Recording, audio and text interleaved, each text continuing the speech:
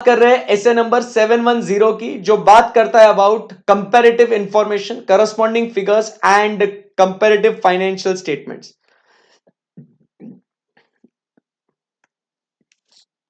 चलो आ रही है अपनाओ, कॉन्सेंट्रेट, फुल कॉन्सेंट्रेशन चाहिए मुझे अभी आपको। वर्चुअल वालों आपका तो ध्यान नहीं है, लाइव वाले जो है ना बहुत लाड़ में आ रहे हैं अभी, फटके पड़ेंगे इनको अभी, फटके। एसे नंबर 710 जो बात करता है अबाउट कंपैरेटिव इंफॉर्मेशन, और इस कंपैरेटिव इंफॉर्मेशन के अंदर आप समझिए हमें दो बातें देखने को मिलती है यहां पे।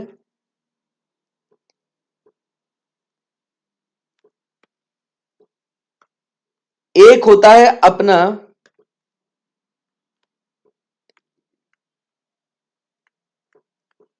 करस्पॉन्डिंग फिगर्स, और दूसरा होता है अपना comparative financial statements.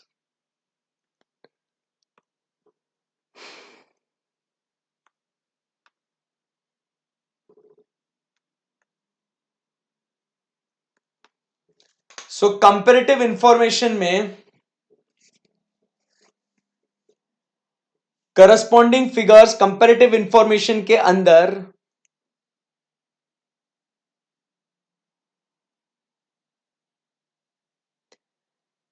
Comparative information के अंदर दो बातें हम लोग बात करते हैं, एक है करस्पॉन्डिंग फिगर्स और दूसरा है comparative financial statements.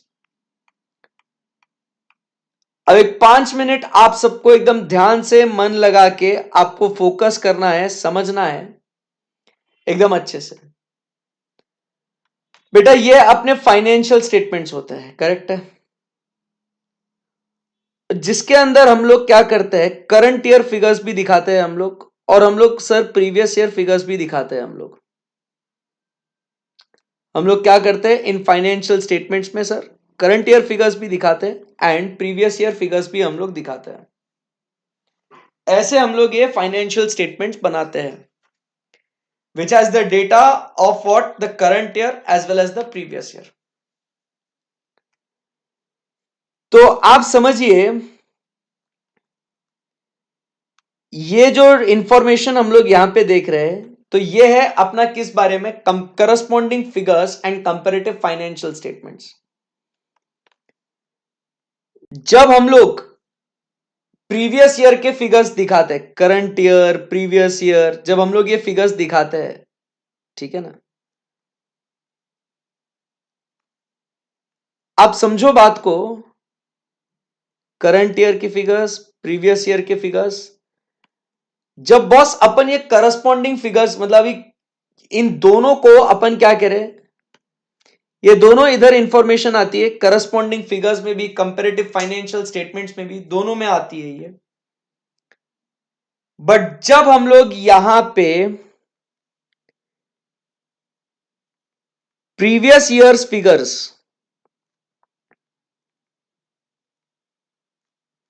previous year's figures are just for the purpose of comparison, previous year figures are just for the purpose of comparison, or that is what read only। तो इसको अपन क्या बोलते हैं, इसको अपन बोलते हैं करस्पॉन्डिंग फिगर्स। आई बात समझ में, इसको अपन क्या बोलते हैं, करस्पॉन्डिंग फिगर्स बोलते हैं अपन। एंड यहां पे opinion is expressed, here the opinion is expressed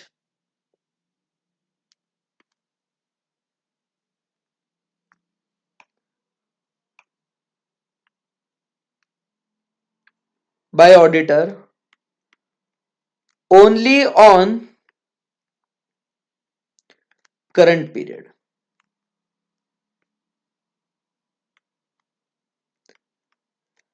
The opinion by the auditor is expressed only on what? The current period. That's it. मतलब अपन प्रीवियस ईयर के रिपोर्ट्स के ऊपर, प्रीवियस ईयर के figures के ऊपर अपन अपना ओपिनियन नहीं देते हैं बॉस। अपन अपना ओपिनियन सिर्फ और सिर्फ जो रखते हैं वो किसके लिए है? वो अपना ओपिनियन सिर्फ और सिर्फ बॉस है फॉर द करंट पीरियड। आराम से समझते जाओ।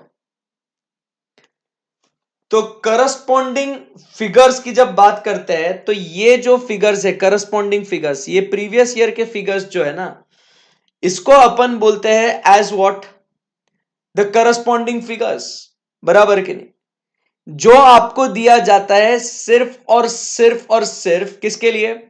रीड ओनली फिगर्स के लिए, कंपैरिजन के लिए कि करंट ईयर में क्या है, प्रीवियस ईयर में क्या है, उसको अपन बोलते हैं एज व्हाट? कंपैरेटिव इंफॉर्मेशन में first point as what? The corresponding figures. क्या बोलते हैं उसको अपन? क्या बोलते हैं उसको अपन?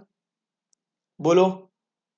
उसको अपन बोलते हैं as what? The corresponding figures. और इसमें अपन जो है ना ओपिनियन सिर्फ करंट ईयर के पीरियड है उसके ऊपर ही अपन देते हैं। बट जब बॉस मैं यहां पे बात करता हूं on comparative financial statements, comparative financial statements में अब आप बात समझिए, यहां पे अपन क्या बोलते हैं? Previous years figures forms the integral part of your financial statements.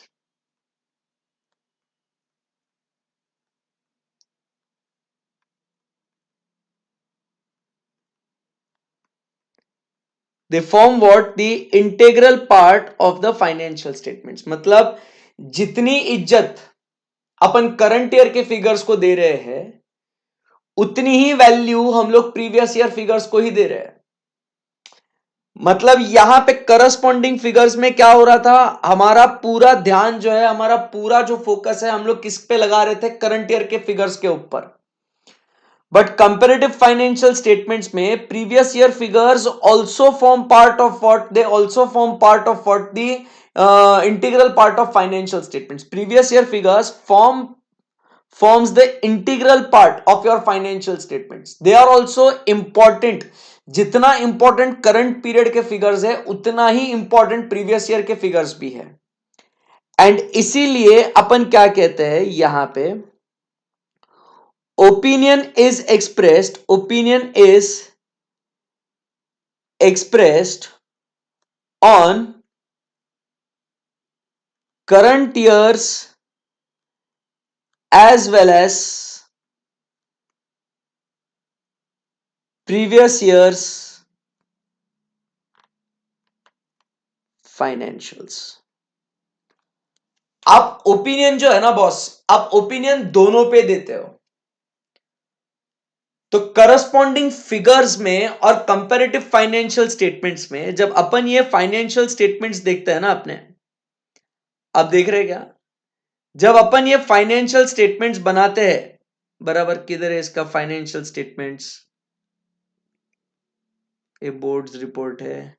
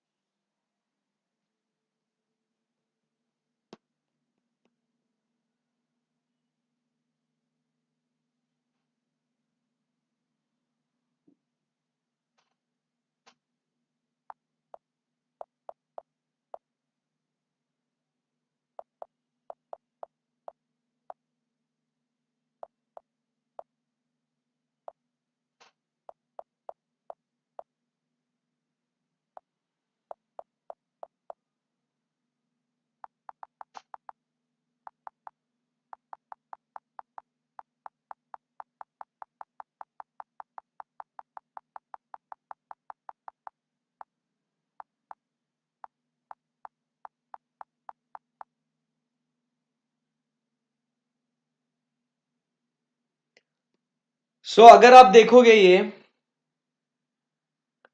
तो stand alone balance sheet as at March 2020, तो आपको क्या दिख रहा है यहां पे, करंट ईयर के फिगर्स भी आपको दिख रहे हैं और आपको प्रीवियस ईयर 19, आपको प्रीवियस ईयर 18 के भी आपको दिख रहे हैं। एंड यहां पे आपको दिखेगा they are restated, they are rematched as per what the current year. तो आपको ये जो कंपैरेटिव इंफॉर्मेशन जो आपको दिखती है बैलेंस शीट में, आपको दिखेगा ये प्रॉफिट एंड लॉस में, आपको दिख रहा है करंट ईयर के फिगर्स, आपको दिख रहा है प्रीवियस ईयर के फिगर्स। तो ये जो है ये करस्पॉन्डिंग फिगर्स है। जब अपना ओपिनियन सिर्फ इसके ऊपर होगा तो इसको अपन बोलेंगे एज व्हाट, करस्पॉन्डिंग फिगर्स। ये सिर्फ कंपैरिजन के लिए दिया जाएगा, ये सिर्फ कंपैरिजन के लिए दिया जाएगा। बट जब अपना ओपिनियन इस पे भी होगा और इस पे भी होगा तो अपन बोलेंगे ये कंपैरेटिव फाइनेंशियल स्टेटमेंट से दोनों की बहुत इज्जत है। थीम आपको समझ में आया क्या? थीम आपको समझ में आया क्या आपको? तो अपना क्या एम है, क्या पर्पस है, पहले जो इंफॉर्मेशन अपन पढ़ रहे हैं SS 710 में, it is very important for us to understand comparative information, corresponding figures and comparative financial statements. Correct है एकदम? यस। तो अब धीरे धीरे स्टेप बाय स्टेप एक बेसिक आइडिया आपको अगर बॉडी के अंदर है कि करस्पॉन्डिंग फिगर्स मतलब किसको बोलेंगे, कंपैरेटिव फाइनेंशियल स्टेटमेंट्स किसको बोलेंगे, तब जाके अब अपन ये स्टैंडर्ड को आगे पढ़ सकते हैं कि अपनी ऑडिटर की रिस्पॉन्सिबिलिटी क्या है इन रिगार्ड्स टू दिस। ठीक है। So the nature of comparative information, comparative information लिखा हुआ है, करस्पॉन्डिंग फिगर्स नहीं लिखा है, ना कंपैरेटिव फाइनेंशियल स्टेटमेंट्स लिखा है। क्या लिखा हुआ है? Comparative information. तो कंपैरेटिव इंफॉर्मेशन ये हेडिंग है अपना, कंपैरेटिव इंफॉर्मेशन। ठीक है ना बॉस? Yes sir. तो अब क्या कहते हैं, the nature of the comparative information that is presented, कि कैसा आपको करस्पॉन्डिंग फिगर्स देना है, आपको कंपैरेटिव फाइनेंशियल स्टेटमेंट्स देना है। It depends upon the applicable financial reporting framework, it depends upon the applicable financial reporting framework. There are two broad approaches to this in the auditor's reporting responsibilities of such comparative information. ये दो broad approaches कौन से है? Corresponding figures है and comparative financial statements है। तो अपन क्या बोल रहे हैं यहां पे, कंपैरेटिव इंफॉर्मेशन के दो बच्चे हैं। वो दो बच्चे कौन से हैं? Corresponding figures and comparative financial statements. So अपन क्या कहते हैं, the approach may be often decided by the law or regulation but also be specified in the terms of engagement. The essential audit reporting differences between the approaches are, when we talk about corresponding figures, the auditor's opinion on the financial statements is only on the current period. But when we talk about comparative financial statements, the auditor's opinion refers to the each period for which the financial statements are presented. तो अपन दोनों के ऊपर अपन क्या करेंगे? Opinion देंगे। आई बात समझ में आपको? यस। अब बात करते हैं कंपैरेटिव इंफॉर्मेशन की। अभी भी कंपैरेटिव इंफॉर्मेशन की ही बात हो रही है। कंपैरेटिव इंफॉर्मेशन ये मेन हेडिंग है अपना, कंपैरेटिव इंफॉर्मेशन। ठीक है ना? Yes. The amounts and disclosures included, the amounts and the disclosures which is included in the financial statements in respect of one or more prior periods in accordance with the applicable financial reporting framework, those amounts and those disclosures are nothing but called as what? The comparative information. तो आपको दिख रहा है यहां पे ये जो है, ये जो इंफॉर्मेशन है, ये जो इंफॉर्मेशन है, ये जो इंफॉर्मेशन है इसके साथ जो दिया गया है, इसको अपन क्या बोलेंगे? As what? The comparative information. इसको बॉस क्या बोलना है अपने को? इसको अपन बोलेंगे comparative information. Are we good? Absolutely yes sir, कोई टेंशन नहीं है। अब अपने को क्या करना है, देखो सिंपल सी बात है। अब अपने को यहां पे तीन काम करना है, मतलब एक यहां पे सबसे पहले, अब आप समझिए तीन काम मतलब क्या, इससे रिलेटेड ऑडिट प्रोसीजर्स, बराबर, इससे रिलेटेड ऑडिट प्रोसीजर्स, परफेक्ट है। इससे रिलेटेड ऑडिट प्रोसीजर्स और इससे रिलेटेड ऑडिट प्रोसीजर्स। हाँ, मतलब आप बातों को समझिए एकदम अच्छे से, बहुत ही सिंपल कर रहा हूं मैं आपके लिए, चार्ट भी बहुत सिंपल बनेगा, मजा आवेगा फिर। तो बेटा बात समझ यहां पे कि अब अपने को क्या करना है यहां पे। सर एकदम सिंपल सी बात है, जो कॉमन जो है ना कंपैरेटिव इंफॉर्मेशन, बराबर, जो कॉमन है कंपैरेटिव इंफॉर्मेशन, जो करस्पॉन्डिंग फिगर्स में भी जाएगा, जो कंपैरेटिव फाइनेंशियल स्टेटमेंट्स में भी जाएगा, उससे रिलेटेड अपने को क्या करना है, ऑडिट प्रोसीजर्स क्या क्या परफॉर्म करनी है वो अपने को देखना है। तो ऑडिट प्रोसीजर्स, आप समझिए बात को, ऑडिट प्रोसीजर्स यहां पे मतलब चाहे करस्पॉन्डिंग फिगर्स की बात करो या चाहे आप कंपैरेटिव फाइनेंशियल स्टेटमेंट्स की बात करो, आपको कॉमन ऑडिट प्रोसीजर सर क्या परफॉर्म करनी है उसके बारे में जब बात करते हैं तो वो आएगा audit procedures for comparative information. ये किस में आएगा, audit procedures for comparative information, क्योंकि कंपैरेटिव इंफॉर्मेशन में दो बातें आती है, अब सबको पता है अभी, एक है करस्पॉन्डिंग फिगर्स आता है और एक है कंपैरेटिव फाइनेंशियल स्टेटमेंट्स आता है ना। तो ये जो ऑडिट प्रोसीजर्स अपन कर रहे हैं कंपैरेटिव इंफॉर्मेशन के लिए, ये दोनों के लिए कर रहे हैं साहब, ये दोनों के लिए कर रहे हैं, कोई सिंपल, कोई मतलब दिक्कत की बात नहीं, एकदम सिंपल सी बात है। फिर अपने को बॉस यहां पे स्पेसिफिकली ऑडिट प्रोसीजर्स अपने को करस्पॉन्डिंग फिगर्स के लिए क्या करना है और स्पेसिफिकली ऑडिट प्रोसीजर्स अपने को कंपैरेटिव फाइनेंशियल इंफॉर्मेशन के लिए क्या करना है वो अपने को देखना है।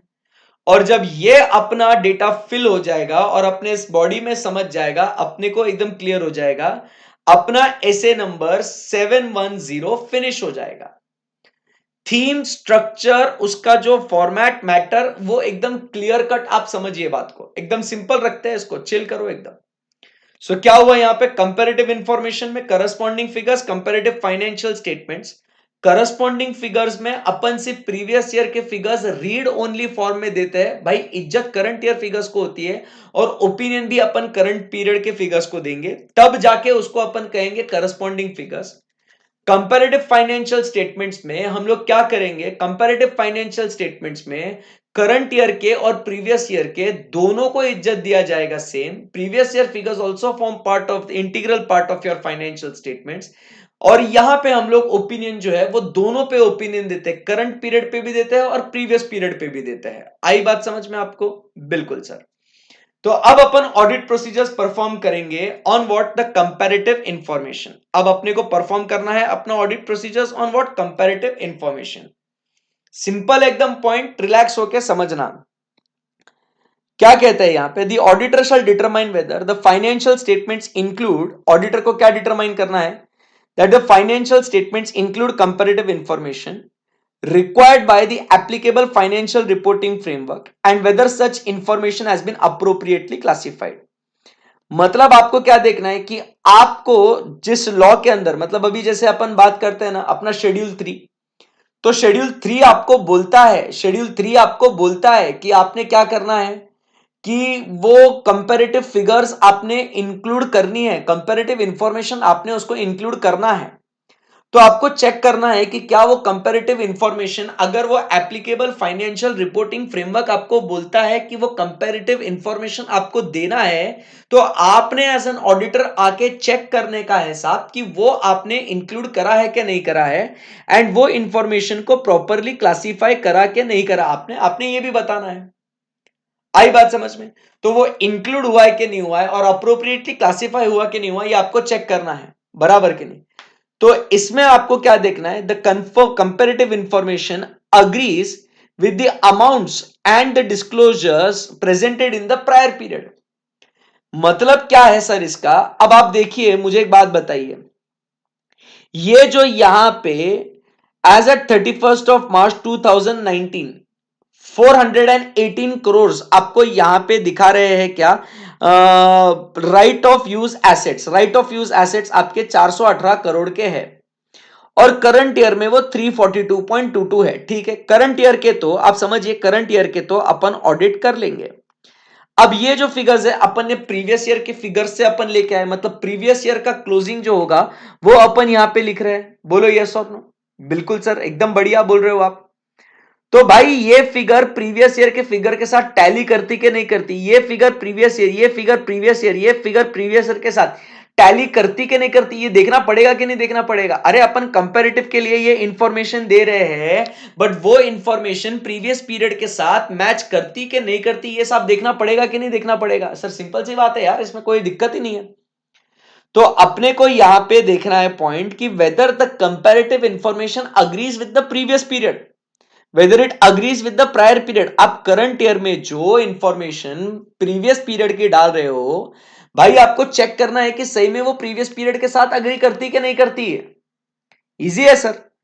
उसके बाद जो आप अकाउंटिंग पॉलिसीज यूज कर रहे हो, बराबर के नहीं, they should be what consistent as those applied with the current period.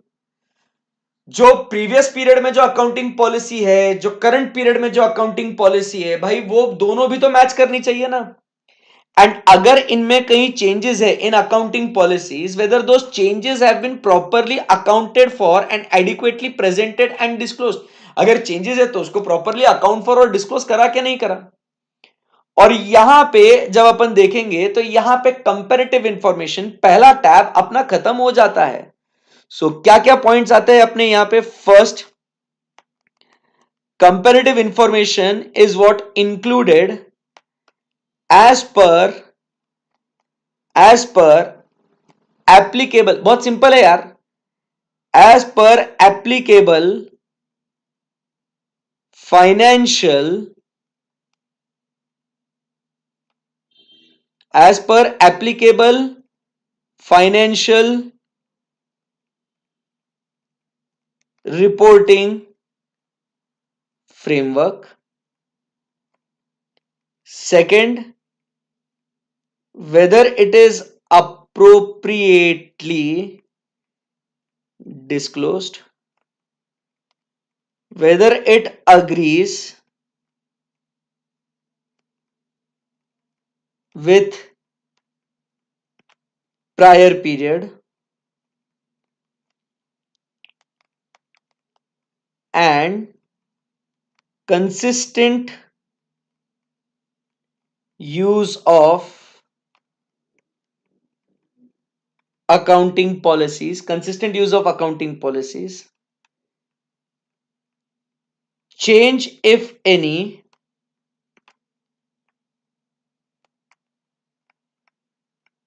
should be properly disclosed। ये आपको इतना आंसर कंपैरेटिव इंफॉर्मेशन के लिए लिख के आना है बॉस, आपका काम खत्म। एकदम सिंपल है, सही है ना एकदम? बोलो बच्चों, कोई दिक्कत नहीं है सर, कितना आसान है। सो कंपैरेटिव इंफॉर्मेशन के लिए ये किसके लिए लिखा अपन ने बॉस? ये कंपैरेटिव इंफॉर्मेशन के लिए लिखा अपन ने। ठीक है, तो ये ऑडिट प्रोसीजर्स आपको परफॉर्म करने हैं फॉर कंपैरेटिव इंफॉर्मेशन, कोई दिक्कत ही नहीं है। अब यहां से आगे बढ़ते हैं और अब बात करेंगे audit reporting regarding corresponding figures. अब जो काम करना है अपने को किसके लिए करना है? अपने को करस्पॉन्डिंग फिगर्स के लिए करना है। So what is the definition of corresponding figures? Comparative information where amounts and other disclosures for prior period are included as an integral part of the current period financial statements and are intended to be read only in the relation to amounts and other disclosures relating to current period. The level of detail presented in the corresponding amounts and disclosures is dictated primarily by its relevance to the current period figures। Corresponding figures में क्या है? आप previous period के figures को आप इज्जत देते हो, आपके फाइनेंशियल स्टेटमेंट्स में उसको हिस्से में आप डालते हो, बट वो सिर्फ किसके लिए देते हो आप? उनका इंटेंशन क्या है? That they are to be used only as what? Read only figures. इनका रेलेवेंस, इनका फॉर्मेट, इनका disclosure is dictated by the relevance of current period figures. Current period के हिसाब से वो कहां इंपॉर्टेंट है वैसे आप डालते हो उसको। आई बात समझ में? सो अब जब ऑडिटर की बात करते हैं, when corresponding figures are presented, auditors opinion shall not refer to corresponding figures. आई बात समझ में आपको? Auditors opinion shall not refer to corresponding figures. यहां पे आप सबको पता है opinion will refer only to what the current period figures, बराबर। सो अब यहां पे अपन क्या कहते हैं, opinion will be only on current period figures. यहां तक आपको कोई दिक्कत है क्या? चलो इतना बता दो, कुछ भी क्वेरी है क्या? खत्म होने आया है स्टैंडर्ड, बस देखो ये एक पेज बचा है और ये एक पेज बचा है, then we are done. 1.5 page, then the chapter is over.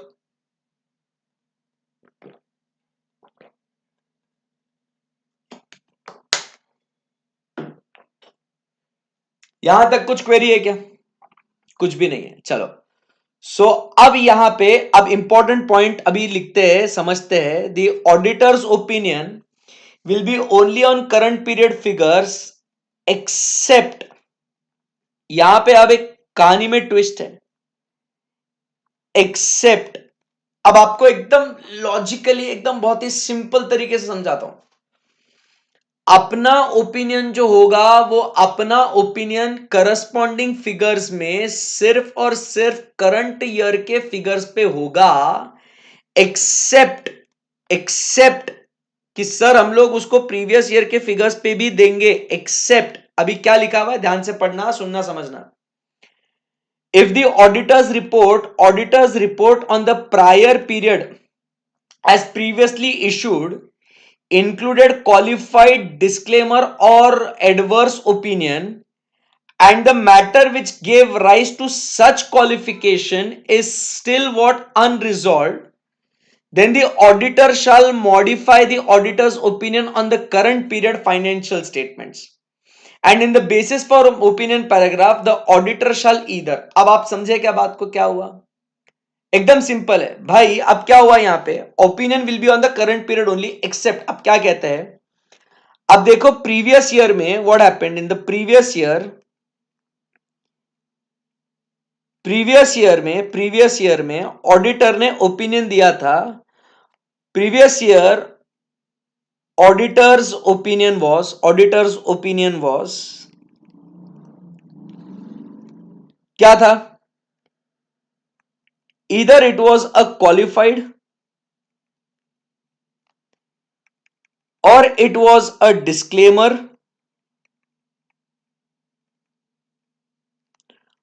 or it was an adverse।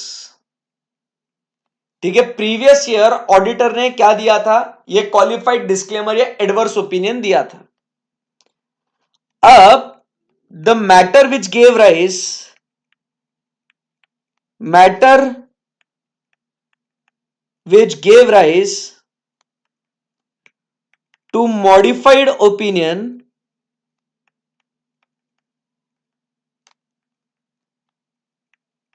is still unresolved। अब ऐसे सिचुएशन में आप क्या करोगे, आप क्या बोलोगे, मुझे ये बता दो।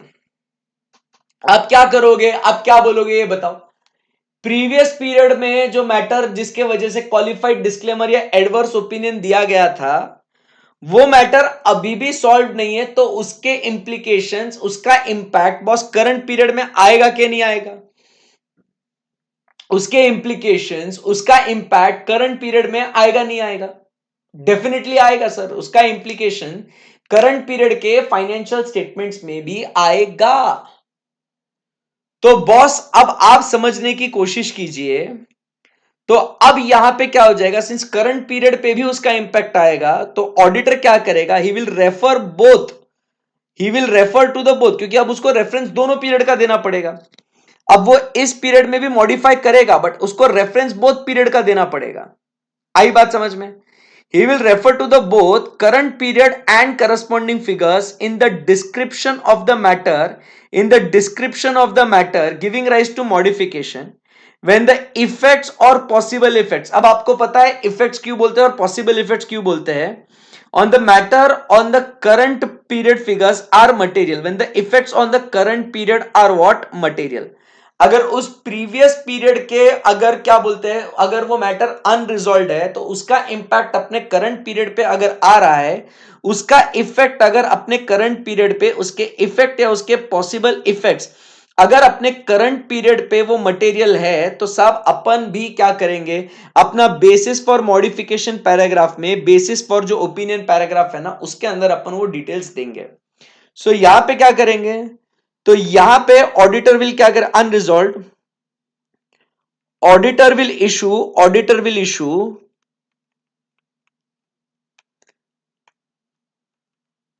Modified opinion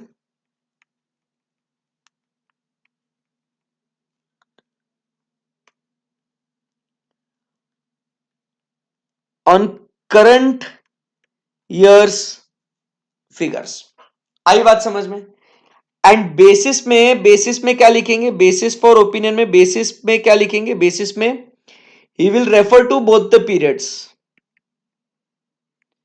refer to both periods, जब उनका जो ये है ना impact effect is what material, बराबर.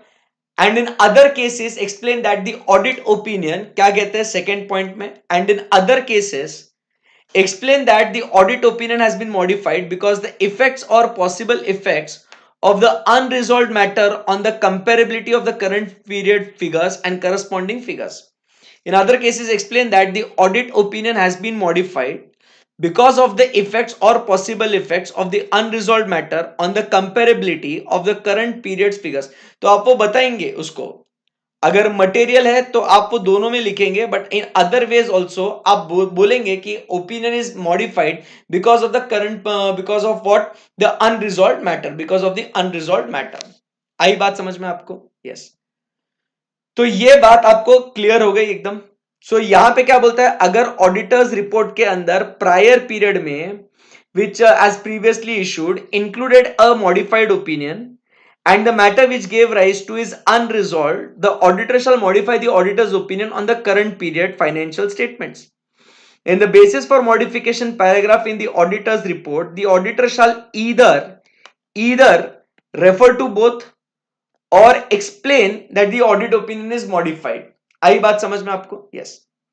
सेकेंड पॉइंट क्या लिखता है, इफ द ऑडिटर ऑब्टेन्स, अब सेकेंड फर्स्ट पॉइंट में क्या था, प्रीवियस ईयर में ऑडिटर ने, previous year auditor's opinion was qualified. आई बात समझ में आपको? यस. प्रीवियस पीरियड में ऐसा सीन था, तो इसके लिए ऐसी ऐसी बात अपन ने बोल दी. परफेक्ट है एकदम? Yes sir.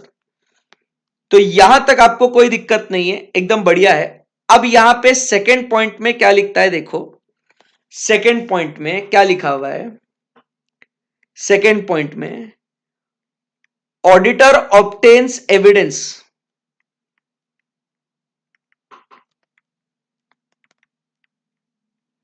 auditor obtains evidence that material misstatement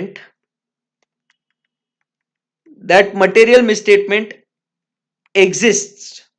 कहां पे फोकस करना, that he obtains audit evidence that material misstatement exists in the prior period financial statements on which unmodified opinion has been previously issued. अब देखो क्या हुआ, पिछले साल के फाइनेंशियल स्टेटमेंट्स में मॉडिफाइड ओपिनियन दिया था, और अगर वो मैटर अनरिजॉल्व है, तो उस केस में अपन करंट ईयर के पीरियड में भी मॉडिफाइड रिपोर्ट देंगे, उसमें कोई दिक्कत नहीं है. बट अब क्या हुआ, अब आप बात समझिए, एकदम ऐसा लिखता हूं मैं, अदर वे राउंड लिखता हूं ताकि आपको समझ में आ जाए जो मैं कहना चाहता हूं और जो मैं बोलना चाहता हूं. अब देखो प्रीवियस पीरियड ओपिनियन कौन सा दिया था, अनमॉडिफाइड ओपिनियन दिया था. बराबर, प्रीवियस पीरियड में अनमॉडिफाइड ओपिनियन दिया, बट क्या हुआ, ऑडिटर ऑब्टेन्ड एविडेंस, बात को समझिए, auditor obtained evidence that material misstatement exist in prior period. तो अब क्या करेंगे बॉस बताओ। अब पिछले पीरियड में आपने क्या दिया था, पिछले पीरियड में आपने क्या किया था, आपने अनमॉडिफाइड, आपने मतलब किसी और ऑडिटर ने, किसी ने भी, आपने पिछले पीरियड में आप देख रहे हो कि भाई अनमॉडिफाइड ओपिनियन है, बट अब जब मैं ऑडिट कर रहा हूं तो मुझे ऐसा एविडेंस मिला है कि भाई पिछले पीरियड में इसकी गलती है यार। करंट ईयर के ऑडिट करते समय प्रीवियस पीरियड में अगर मुझे कुछ गलती मिल जाती है और मैं देखता हूं कि वो मटेरियल मिसस्टेटमेंट है, बराबर के नहीं। So if I see that material misstatement exist, तो ऑडिटर ने क्या करना चाहिए, ऑडिटर शैल वेरीफाई, चेक करना चाहिए कि whether it has been dealt with as required under the applicable financial reporting framework, कि उसको रिजॉल्व कर दिया ना भाई, ठीक है पिछले साल मिसस्टेटमेंट थी, अनमॉडिफाइड दिया, मेरे को अभी गलती मिली है, अब क्या वो आपने गलती सुधारी क्या, बराबर। इफ नॉट, अगर आपने वो गलती नहीं सुधारी, तो auditor shall express a qualified और an adverse opinion in the auditor's report for the current period financial statement. The current period financial statements will be what, modified. आपको पल्ले पड़ा गया। तो अब यहां पे ऑडिटर क्या करेगा, अब अगर उसको गलती मिली है कि बॉस यहां पे उसने क्या करा है, प्रीवियस पीरियड में उसको गलती मिली है, वो गलती मटेरियल मिसस्टेटमेंट है, और वो मटेरियल मिसस्टेटमेंट प्रीवियस पीरियड की, और प्रीवियस पीरियड में बॉस इन्होंने अनमॉडिफाइड ओपिनियन दिया था, जबकि उन्होंने मॉडिफाइड ओपिनियन देना चाहिए था। बट अब अपन देख रहे हैं कि प्रीवियस पीरियड में अनमॉडिफाइड है, बट मेरे को एविडेंस मिला है कि पिछले साल गलती है। तो मैंने क्या चेक करना चाहिए, verify whether it has been dealt with, check करो कि उसको सॉल्व कर दिया गया है क्या नहीं। बट अगर इट इज अनरिजॉल्व, अब अगर ये क्या है, if it is what unresolved, if it is what unresolved, auditor क्या करेगा, ईदर गिव द क्वालिफाइड और an adverse opinion in current year financial statements. तो इस साल वो क्वालिफाइड या एडवर्स एज द केस में भी करंट पीरियड के फाइनेंशियल स्टेटमेंट्स पे दे देगा, क्योंकि बॉस अब मेरे पास सबूत है कि पिछले साल के फाइनेंशियल स्टेटमेंट्स में मटेरियल मिसस्टेटमेंट है, और ये मटेरियल मिसस्टेटमेंट अनरिजॉल्व्ड है, और साला तुमने क्लीन रिपोर्ट दे दिया है। अब इसका इफेक्ट मेरे करंट ईयर के फाइनेंशियल स्टेटमेंट्स पे आने वाला है, तो मैं इस साल कैसे क्लीन रिपोर्ट दूंगा, इस साल भी मेरे को मॉडिफाई करना पड़ेगा ना, इस साल भी मॉडिफाइड देना पड़ेगा। अब मॉडिफाइड दूंगा तो एक तो क्वालिफाइड दूंगा या तो एडवर्स दूंगा। डिस्क्लेमर क्यों नहीं दूंगा, क्योंकि सर एविडेंस है मेरे पास। डिस्क्लेमर कब देते हैं बेटा, डिस्क्लेमर कब देते हैं, जब आपके पास एविडेंस नहीं है तब आप डिस्क्लेमर देते हो ना। अभी तो आपके पास एविडेंस है ना, तो आप मटेरियल परवेसिव के हिसाब से देख के आप एक तो क्वालिफाइड दोगे या आप एडवर्स दोगे। तो प्रीवियस ईयर में आपने क्लीन रिपोर्ट दिया था, बट ऑडिटर को सबूत मिला है कि मटेरियल मिसस्टेटमेंट है और वो अनरिजॉल्व्ड है, जिसके इफेक्ट आपके करंट ईयर पे भी आएंगे, तो करंट ईयर पीरियड का भी मॉडिफाई कर देगा ना। आई बात समझ में आपको। अगर अपन चेक करते हैं कि ये रिजॉल्व है, तो फिर आप आपका करंट पीरियड पे आप ईमानदारी से अपना जो ओपिनियन है वो आप दे दो। समझे क्या बात को। यस सर, समझ में आ गया।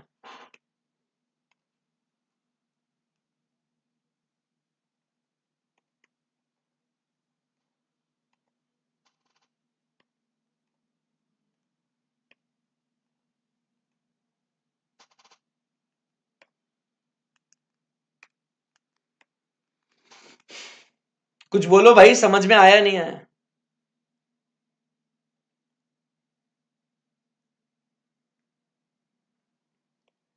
सही बात है एकदम।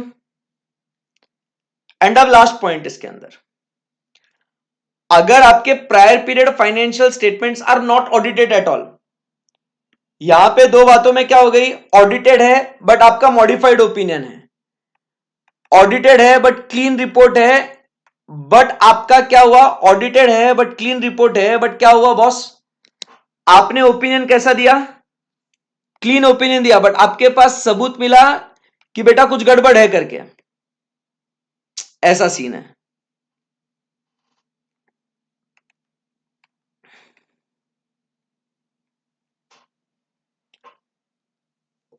अब लास्ट पॉइंट, थर्ड वाला, थर्ड पॉइंट,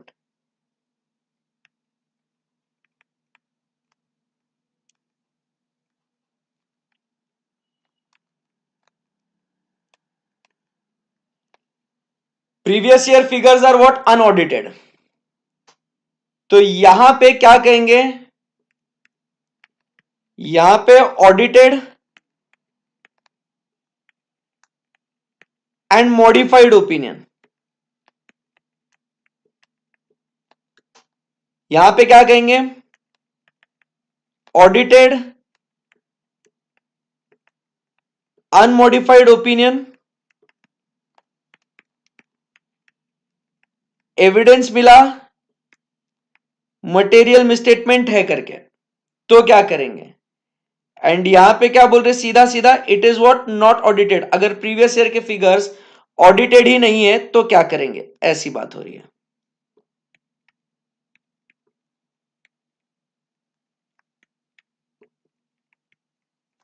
ठीक है, so prior period financial statements not audited, if the prior period financial statements were not audited, the auditor shall state in the other matter paragraph in the auditor's report that corresponding figures are unaudited. Such statement does not however relieve the auditor of requirement to obtain sufficient appropriate audit evidence that opening balances have been correctly brought forward. ठीक है, वो तो कोई दिक्कत नहीं है। So अगर previous figures are unaudited तो क्या करेगा वो उस केस में, अगर previous period figures are not audited, state this in the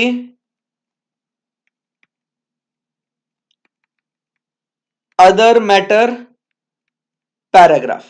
अब अदर मैटर पैराग्राफ में क्यों बोलेंगे, क्योंकि अदर मैटर पैराग्राफ में हम लोग वो चीजें डालते हैं, आप समझिए, अदर मैटर पैराग्राफ में हम लोग वो चीजें डालते हैं जो एक यूजर को अपना ऑडिट, अपनी रिस्पॉन्सिबिलिटीज और अपना ऑडिट रिपोर्ट समझने में मदद करे।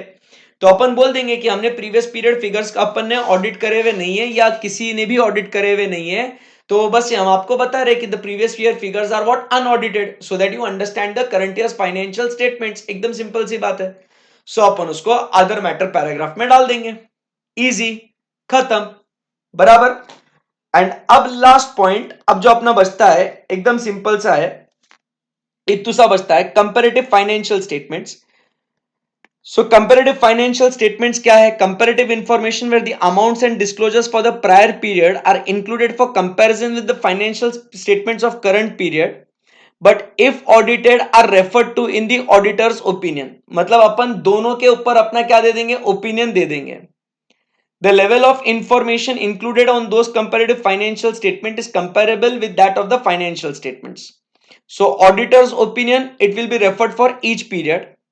When comparative financial statements are presented, the auditor's opinion shall refer to each period for the financial statements are presented on which the audit opinion is expressed. When reporting on the prior period financial statements in connection with the current period audit, if the auditor's opinion, अब क्या देखना है, if the opinion on such prior period differs from the opinion of the auditor previously expressed, the auditor shall disclose the substantive reasons for the different opinion in the other matter paragraph in accordance with the essay। अब आप देखिए यहां पे audit procedure में, अभी अपन यहां पे क्या बोलते हैं, यहां पे opinion is expressed on both the years, मतलब current as well as previous. अब यहां पे इसके अंदर क्या सिनारियो बोलता है, यहां पे केस क्या है कि यहां पे opinion on previous years financial statements, मैं आपको सिंपल लैंग्वेज में लिख के दे रहा हूं, opinion on previous years financial statement by current auditor differs from the opinion by the previous auditor, बराबर कि नहीं, opinion on the previous years financial statement by current auditor differs from the opinion by the previous auditor. In such case क्या करना होगा, मतलब आप समझिए ये फाइनेंशियल स्टेटमेंट्स है, इसका ऑडिट मिस्टर ए कर रहा है और मिस्टर ए बोलता है it is what the qualified opinion, और ये कौन है, प्रीवियस ऑडिटर है, ये प्रीवियस ऑडिटर है, ये प्रीवियस ऑडिटर है। अब आया कौन, मिस्टर बी, ये करंट ऑडिटर है और इस प्रीवियस फाइनेंशियल स्टेटमेंट्स पे ये बोलता है कि it is what, let us से अनक्वालिफाइड है, अनमॉडिफाइड है, क्लीन रिपोर्ट है। तो अब दोनों के ओपिनियन में डिफरेंस है, तो अब यहां पे क्या करना है आपको, reasons for difference in opinion, ऐसा हो सकता है ना, opinions are what subjective, so reasons for difference in opinion should be explained in other matter paragraph, done. And इसी के साथ देखो आपका ये जो स्टैंडर्ड है SS 710 इज व्हाट डन, खत्म, that's it, we are done for the day as well. ये कल मिलेंगे और कल लिखेंगे इसको, है ना। सो आई बिलीव आपको अच्छा खासा कॉन्फिडेंस आ रहा है इसके ऊपर, बोलना पड़ेगा आपको यस और no, yes, very well. So that's it, thank you very much guys. So यहां पे अपन लोगों ने क्या फिनिश किया है, आपको कॉन्फिडेंस है अभी मॉड्यूल 2 के, मतलब अपने ऑलमोस्ट आधे से ज्यादा, मतलब आधा मॉड्यूल खत्म हो चुका है अपना, audit report is done, audit report is done, right, perfect है, बहुत बढ़िया सर, मजा आ गया। So tomorrow when we meet, मतलब टुमारो मतलब मंडे को जब अपन मिलेंगे, कल छुट्टी, एंजॉय योरसेल्फ, है ना, परेशान नहीं करेगा तुमको। तो आज आपने इतना पेशेंटली आपने पढ़ाई करी ना, इसके लिए भाई दिल बहुत खुश हो गया। ऐसे ही पूरे हफ्ते के 6 दिन मन लगा के पढ़ो, संडे को छुट्टी दूंगा मैं आपको।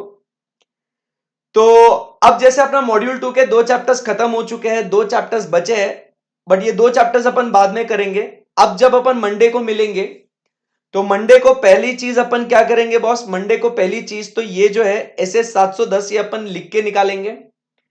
फिर उसके बाद ऑडिट रिपोर्ट का कैप्सूल बनेंगे जो अपन ने प्रॉमिस किया था, जो एक 10-15 मिनट में अपना कैप्सूल बन जाएगा ऑडिट रिपोर्ट का। एंड फिर उसके बाद यस मॉड्यूल 1 का फर्स्ट चैप्टर अपन स्टार्ट कर देंगे, जो बेसिक अभी अपन शुरू करेंगे। तो अब आपको मजा आएगा क्योंकि अब आपको पता है कि पूरा ऑडिट करके हम लोग को क्या अचीव करना है, तो उसके लिए अपने को क्या क्या क्या क्या करना है करके, right. So God bless you guys. Thank you very much. Enjoy your weekend. Bye bye. Have a great day ahead. Thank you very much guys. Stay happy, stay blessed. Bye bye. Take care.